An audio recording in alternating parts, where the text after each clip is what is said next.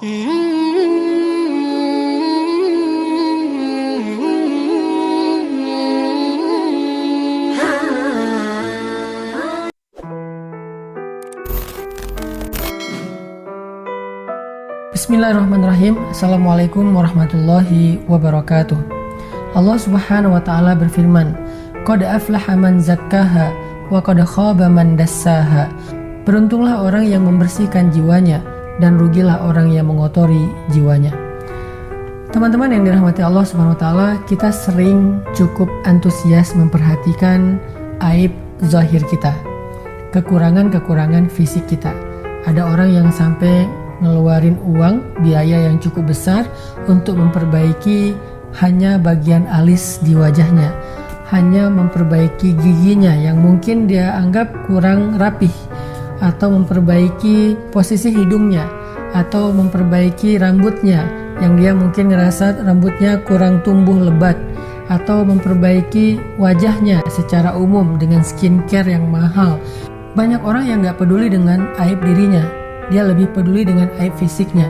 Padahal inner beauty itu, kalau misalnya kita biarkan dia dalam keadaan cacat, gimana pun perfectnya zahir atau fisik kita, orang tetap merasa gak nyaman dengan kita. Kita juga gak akan mendapatkan penghargaan, respect dari orang lain hanya mengandalkan penampilan fisik, baik itu dari sisi tubuh kita maupun dari sisi aksesoris dan gimmick-gimmick kehidupan kita. Orang nyaman bukan hanya dari sisi fisik kita, orang nyaman dari karakter kita, behavior kita, inner beauty kita. Sehingga kata ulama, untuk mengetahui aib diri ada 4 cara yang bisa kita tempuh. Siapa yang menempuh 4 cara ini, dia akan tahu aibnya dan dia akan bisa mengobati aib tersebut. 1. Meminta nasihat kepada guru yang punya basirah, guru yang solih, guru yang dekat dengan Allah, guru yang punya hikmah, yang dia bisa melihat sesuatu di balik yang zahir. Maksudnya dia bisa melihat yang gaib, bukan. Guru yang memiliki kepekaan terhadap sesuatu yang tidak terlihat. Kalau dalam bahasa Utsman bin Affan, guru yang memiliki farasah, firasat yang kuat. Salah satu kisah tentang ini adalah kisah yang fenomenal tentang seorang ulama besar, Imam Asy-Syafi'i.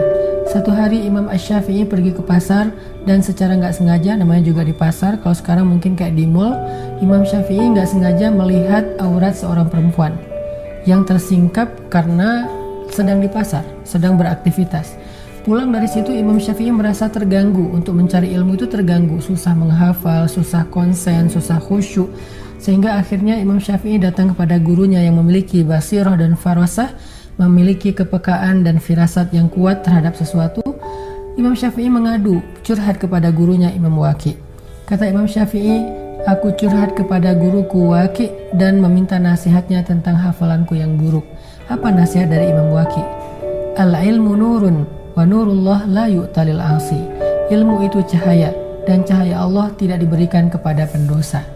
Seolah-olah Imam Waqi' tahu Imam Syafi'i pernah melakukan dosa di pasar secara tidak sengaja, dan itu berpengaruh kepada buruknya hafalan beliau dan sulitnya beliau dalam mencari ilmu.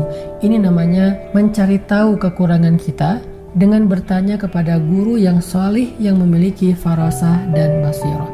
Pernah juga terjadi kepada Utsman bin Affan. Ketika Utsman bin Affan sedang mengajar ilmu di masjid, tiba-tiba datang seorang laki-laki untuk mencari ilmu kepada Utsman, tapi di luar masjid nggak sengaja dia melihat aurat seorang perempuan, yaitu rambutnya yang jilbabnya tersingkap angin. Nggak sengaja dia ngelihat rambut perempuan itu. Karena nggak sengaja dia rasa ini bukan dosa besar, sehingga dia tidak beristighfar. Dia masuk ke dalam masjid.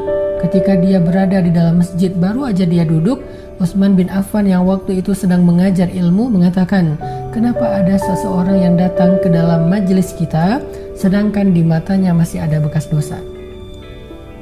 Di matanya masih ada bekas dosa. Lalu orang ini kaget, kok Utsman tahu bahwa di luar tadi dia melihat sesuatu yang nggak boleh, yang haram secara nggak sengaja. Padahal Utsman bukan nabi, tidak datang wahyu kepada Utsman. Gimana caranya Utsman tahu? Sehingga laki-laki ini bertanya kepada Utsman bin Affan, ya Amirul Mukminin, bagaimana Anda tahu apakah telah turun wahyu kepada engkau setelah Rasulullah? Utsman menjawab, ittaqu farasatal mu'min, hati-hatilah kalian dengan firasat orang yang beriman. Ini artinya guru yang memiliki kepekaan. Kita harus cari guru yang seperti itu. Tapi bukan mengada-ngada. Artinya guru ini memang orang yang terpercaya dan direkomendasikan oleh guru yang lain, dan dia insya Allah orang yang terjaga hubungannya dengan Allah. Sehingga kalau kita minta nasihat dari dia, biasanya dia akan memberikan nasihat sesuatu yang kadang menurut kita itu rahasia kita dengan Allah. Pernah nggak teman-teman dengar khutbah Jumat atau tausiah yang waktu itu teman-teman nggak kenal dengan penceramahnya, dengan ustadznya, bahkan nggak bertemu sama sekali dengan ustadznya? Tiba-tiba beliau menyampaikan materi tentang kita banget. Seolah-olah materi itu hanya untuk kita saja. Seolah-olah beliau baru dengar curhat dari kita. Seolah-olah beliau tahu betul rahasia kita. Sehingga kita tiba-tiba merasa seperti dibuka semua rahasia oleh beliau. Itu adalah cara kita mencari tahu aib kita. Sehingga dengan kayak gitu kita tahu apa yang harus kita perbaiki.